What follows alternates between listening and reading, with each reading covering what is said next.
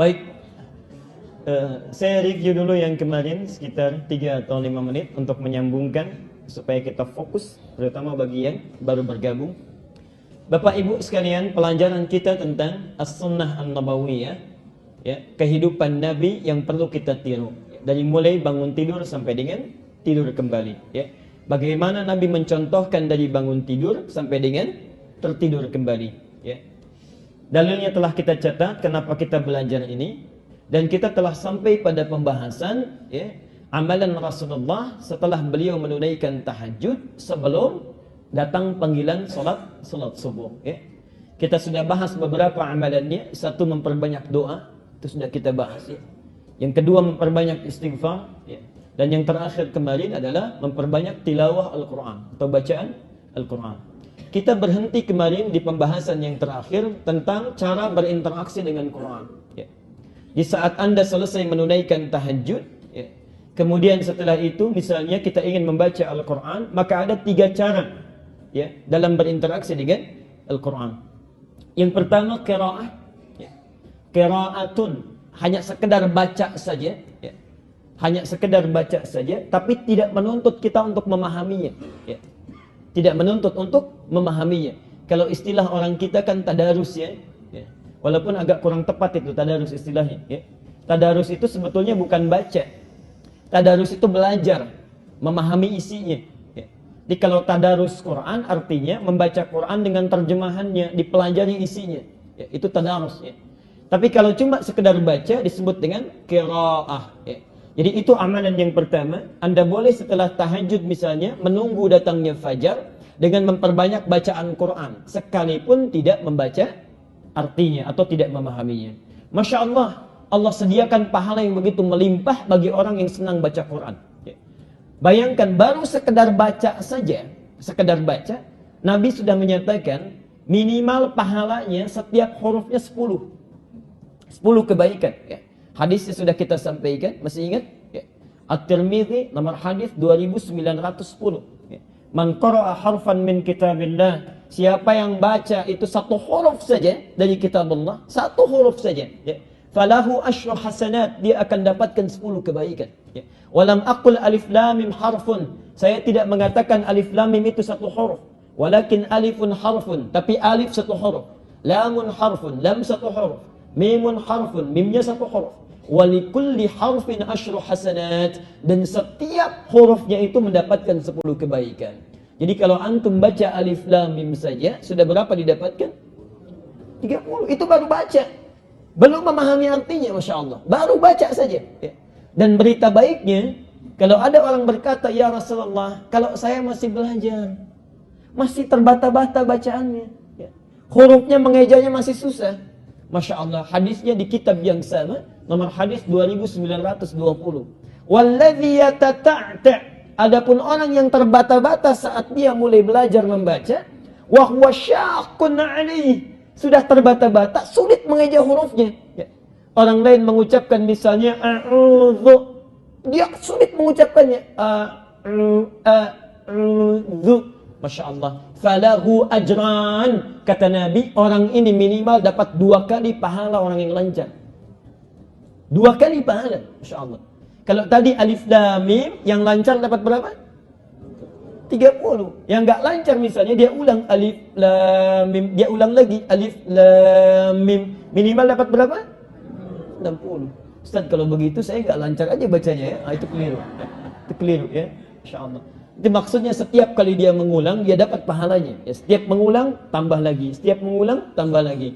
Jadi ibu dan bapak sekalian, kalau Nabi sudah menawarkan, antum nggak lancar saja, pahala dilipat gandakan. Kalau dengan semua motivasi itu belum tersentuh juga baca Quran, ya subhanallah, dengan cara apa lagi mesti dimotivasi? Dengan cara apa lagi? Ya. Pahala sudah digandakan, kebaikan diliputkan, belum tersentuh juga. Berapa lama lagi waktu yang dibutuhkan untuk memotivasi kita mau baca Quran? Ya. Karena itu terakhir tadi pagi saya sampaikan di salah satu masjid di Baitur Rahim, Masya Allah, normalnya setiap muslim itu mesti baca Quran. Mesti baca Quran dalam sehari. Kalau bapak ibu sehari misalnya, biasanya cuma 1 juz pindah jadi 1 rombongan. Biasa satu rubu', satu ain, pindah jadi satu halaman. Biasa satu halaman cuma 10 ayat. Biasa 10 ayat nggak sempat, sibuk cuma satu ayat. Bahkan satu kali sibuk misalnya sama sekali nggak baca Quran. Kalau dalam sehari tidak mampu baca Quran, caranya begini. Malam-malam bangun setengah 2, jangan tahajud dulu.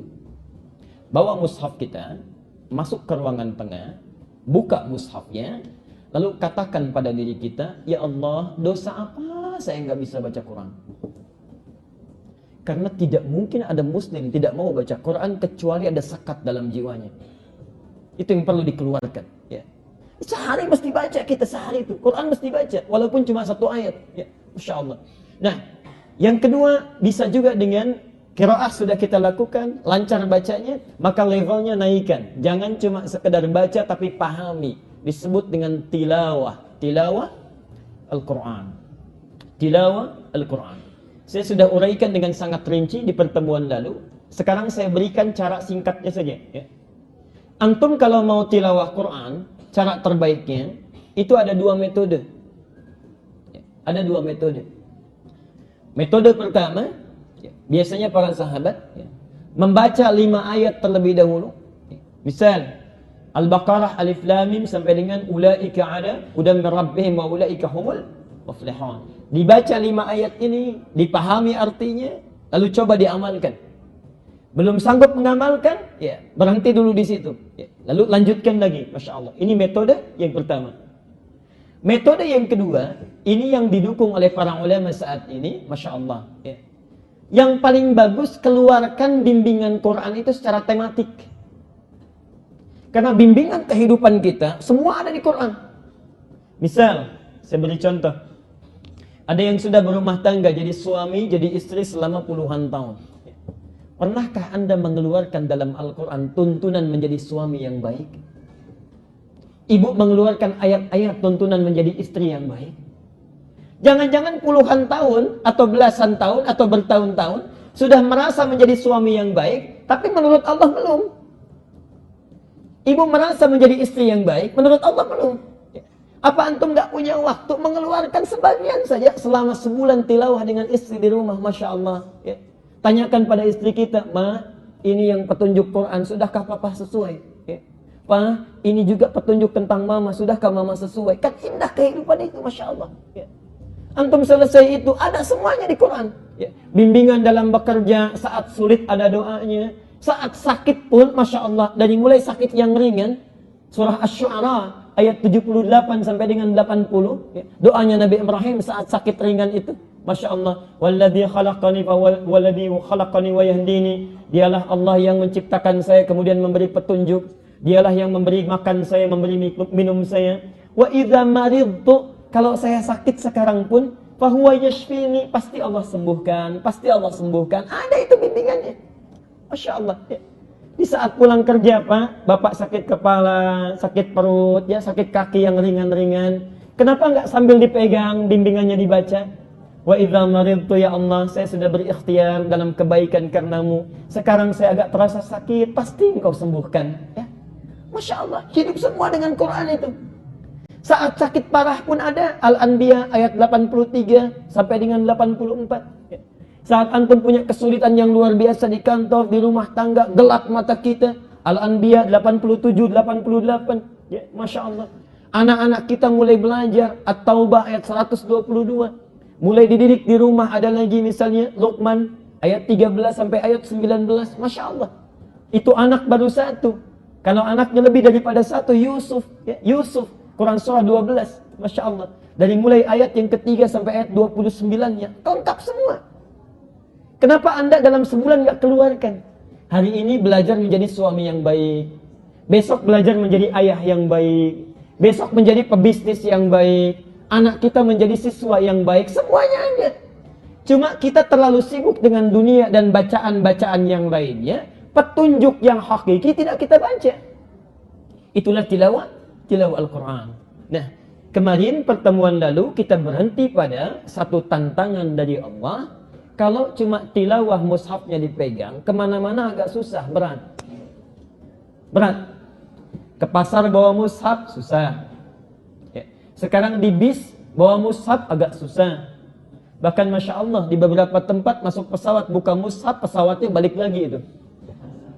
Ya, Masya Allah ya, saking orang tidak tahunya tentang Islam. Saya tidak mengatakan tidak suka. Saking tidak tahunya tentang Islam dan keutamaan Quran, orang di pesawat buka mushaf, balik lagi pesawatnya. Ya. Karena ada aduan dikiranya itu panduan teror ya, Masya Allah. Padahal belum dilihat. Belum dilihat bagaimana isinya, bagaimana keindahannya. Nah Bapak Ibu sekalian, supaya tidak susah, maka Allah tawarkan untuk mudah dihafalkannya. Untuk mudah dihafalkannya. Di situ kita berhenti dan di sini saya akan mengingatkan. Maaf, insya Allah saya tidak lupa. Dan rekamannya juga ada. Ya. Kita punya tugas dari bulan kemarin, hari ini 40 ayat. Saya husnuzan pada Allah karena syaratnya tidak mungkin masuk ke masjid kecuali ayatnya sudah dihafalkan. Insyaallah. Sudah hafal Qurannya? Sudah mulai menghafal? Kalau Anda menghafal kurang dari 40 ayat, artinya berhasil itu hafalannya. Walaupun cuma 1 ayat, 2 ayat, 3 ayat, 5 ayat, karena pemula yang menghafal Quran sebaiknya tidak melebihi daripada 10 ayat. Ya, karena ada hikmah nanti di balik itu. Ya, ada hikmah di balik itu. Nah, saya ingin berikan dulu yang tidak saya sampaikan di pertemuan yang lalu. Perhatikan sini.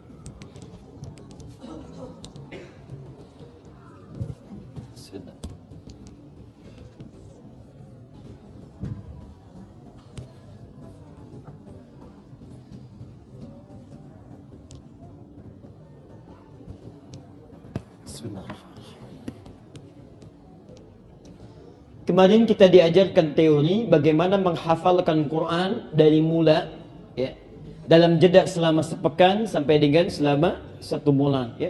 Dengan harapan itu teorinya sudah didapatkan, kita bisa praktikkan. Perhatikan sini Bapak Ibu sekalian, ternyata menurut para penelitian ahli qiraat, orang-orang yang benar belajarnya, belajar Quran, pertama kali menghafal itu tidak banyak yang dihafalkan. Bahkan seorang guru pun kalau ingin mengecek orang yang baru pertama kali menghafal, itu tidak banyak yang diberikan. Paling banyak 5 ayat. Apa di antara hikmahnya? Masya Allah. Karena itu saya pernah ajarkan, kalau Bapak Ibu masih ingat, ya, hari Senin itu tidak menghafal. Ya. Sabtu 3 ayat, Ahad 2 ayat, setelah 5 ayat, Senin nggak menghafal sama sekali. Ya. Mengulang. Nah, mengulang itu bukan sekedar melekatkan ingatan, tapi memperbaiki makhraj. Makhraj dan sifat huruf, cara kita mengucapkannya. Perhatikan cara Allah mengajarkan kita menghafal Quran. Saat kita membaca alif lam mim, huruf yang paling mudah. Setelah itu diajarkan mengucapkan huruf yang agak sukar supaya terbiasa. The.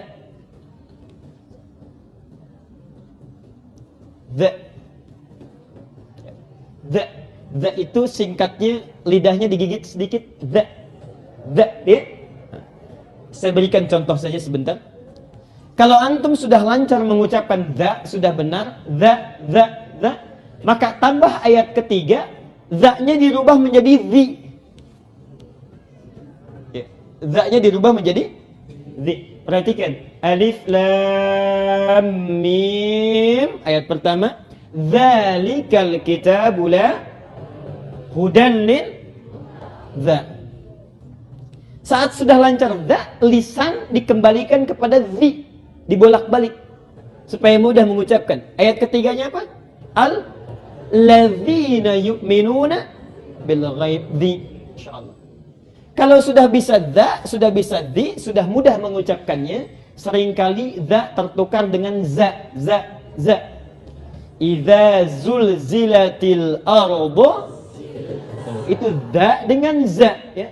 Bahkan kalau lisannya terlalu kerasnya luar biasa, itu semua bisa ja semua itu. Ijajul jilatil arba. Ya. Perhatikan.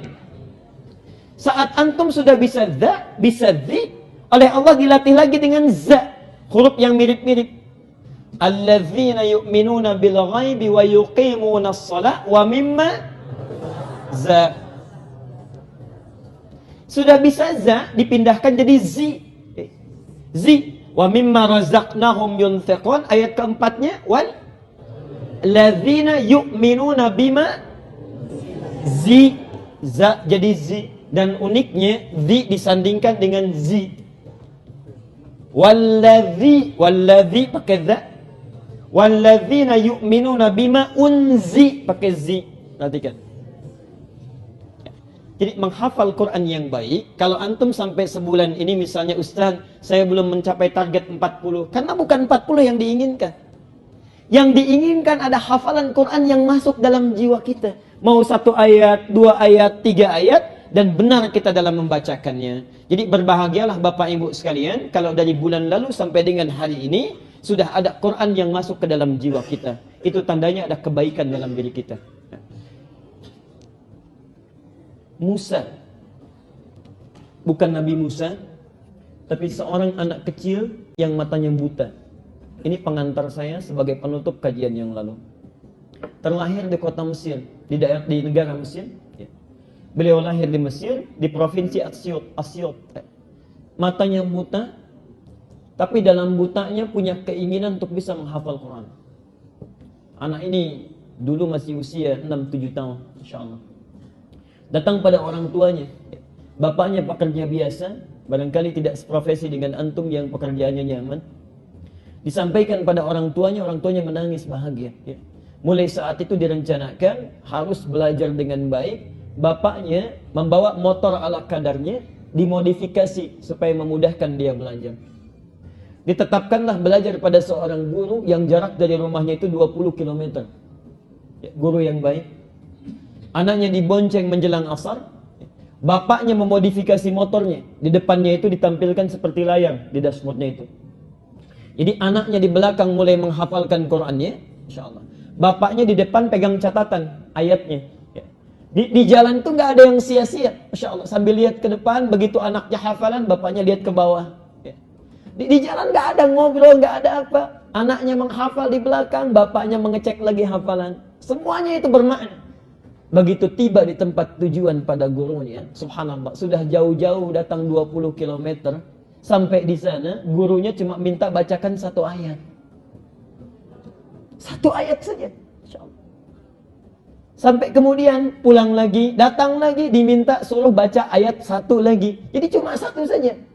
Sampai anak ini mengatakan pada bapaknya, kita sudah jauh-jauh Pak, katanya datang ke sini, cuma diminta baca 1 ayat. Kata bapaknya, tidak mungkin ada guru memberikan petunjuk kecuali kebaikan. Ikuti saja nak, bersabar. Masya Allah, ternyata gurunya itu sedang mengobati dulu penyakit-penyakit di lisannya. Di huruf yang belum sempurna diucapkan, disempurnakan, didengar, disempurnakan. Ketika sampai 1 juz, semua makhraj sudah benar. Ketika semuanya sudah benar, kesananya semakin mudah, tidak ada yang diluruskan lagi. Masya Allah. Tidak ada yang diluruskan lagi. Tapi yang paling luar biasa, saya ingin sampaikan, anak ini kemudian hafal Quran. Hafal Quran. Bapaknya yang nganter nggak hafal Qurannya. Anaknya yang nggak bisa lihat, hafal Qurannya. Ya. Masya Allah, ketika pulang sampai di rumahnya, diketahui kisah ini oleh salah seorang reporter dari stasiun televisi. Ya. Datang ke situ, ini poinnya. Ya. Datang, kemudian diminta dicek hafalan Qurannya. Masya Allah. Di akhir kemudian ditanya, perhatikan. Ya Syekh Musa. Saya langsung lihat tayangan ini, ibu sekalian, bapak sekalian. Ini orang tuanya duduk-duduk seperti ini. Anaknya diwawancara dengan penuh senyuman. Ditanyakan, ya Syekh Musa.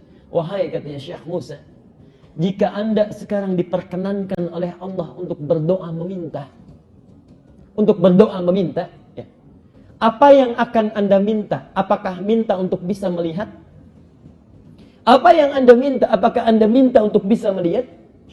Anak sudah hafal Quran, dekat dengan Allah, ya ibadahnya luar biasa. Ditanya, kalau anda meminta sekarang, apakah anda minta untuk bisa melihat? Perhatikan jawabannya. Wallahi, demi Allah saya katakan kalian, kalau saya diperkenankan kepada Allah untuk memohon saat ini, saya akan memohon untuk terus dibutakan sampai hari kiamat. Agar Allah berkenan membutakan saya sampai hari kiamat. Karena dengan buta ini saya bisa menghafalkan Quran. Saya takut kalau dikembalikan bisa melihat kembali. Saya takut Quran meninggalkan saya. Kalimat yang pertama. Dan yang kedua, perhatikan, belum selesai kalimatnya. Dan demi Allah saya katakan, Quran ini akan saya bawa menghadap kepada Allah. Saat saya sendirian menghadap kepadanya, lalu saya katakan, ya Allah, saya sudah berusaha untuk menghafalkan Quran saya. Maka mohon ringankan azab saya kalau saya mesti dihukum di akhirat ini dengan Quran yang telah saya hafalkan. InsyaAllah. Ustaz, saya telah berusaha menghafalkan Quran saya. Maka mohon ringankan azab saya kalau saya mesti dihukum di akhirat ini dengan Quran yang telah saya hafalkan. InsyaAllah. Bapak Ibu sekalian, kalau anak yang buta saja tidak bisa melihat, Allah mudahkan dia untuk bisa menghafal. Dia bangun, masih merasa banyak dosanya. Maka kenapa antum yang masih diberikan penglihatan, waktunya masih panjang, diberikan kesempatan, sampai hari ini belum mau menghafal juga? Dengan cara apa lagi mesti diingatkan? Dengan cara apa lagi? Karena itu bertakwalah kepada Allah. Setidaknya sebelum pulang, bawa hafalan Qurannya. Sampaikan pada Allah, saya telah berusaha ya Allah, di sisa hidup saya yang sebelumnya pernah saya sia-siakan. Salat seringkali tertinggal, Quran jarang dibaca. Saya telah berjuang sebelum meninggal telah saya hafalkan. Mohon ringankan azab saya sekalipun saya mesti dihukum. Ya. Kalau sampai sekarang belum tersentuh juga sekedar untuk baca, apa yang antum akan bawa di akhirat nanti? Ya. Karena itu bertakwalah kepada Allah, terutama yang usianya lebih daripada 40 tahun. Atau sampai 40 tahun. Al-Ahqaf itu langsung turun keterangan Allah. Quran surah ke-46 ayat ke-15. Ya. Perhatikan kalimatnya di sana. Ya. Orang-orang yang sudah sampai usia 40 tahun seharusnya sudah banyak berdoa dan merencanakan amalan. Qala rabbi auzi'ni an ashkura ni'mataka allati an'amta 'alayya wa 'ala walidayya wa an a'mala salihan tardah. Wa an a'mala salihan tardah. Lihat sindirannya di ayat ini. Lihat ya, saya katakan sindiran dalam tanda petik. Kata Allah, seorang yang sampai dalam usia 40 tahun dalam hidupnya, dia mesti mensyukuri aktivitas hidupnya. Mesti mensyukuri usia yang telah diberikan oleh Allah kepadanya. Masya Allah, perhatikan ya. Orang cuma diberikan 4 tahun, cuma diberikan 5 tahun, tiba-tiba wafat. Antum 40 tahun, amalan kan banyak bisa dilakukan. Ya. Masya Allah, orang cuma 4 tahun, cuma 5 tahun, ya. Dia kemudian wafat. Antum diberikan 40 tahun, 50 tahun, banyak sekali amalan yang bisa direncanakan. Ya. Kita bisa sholat sunnah diperbanyak, ya. Bisa tahajudnya banyak, baca Qurannya banyak. Masya Allah, banyak waktunya. Ya.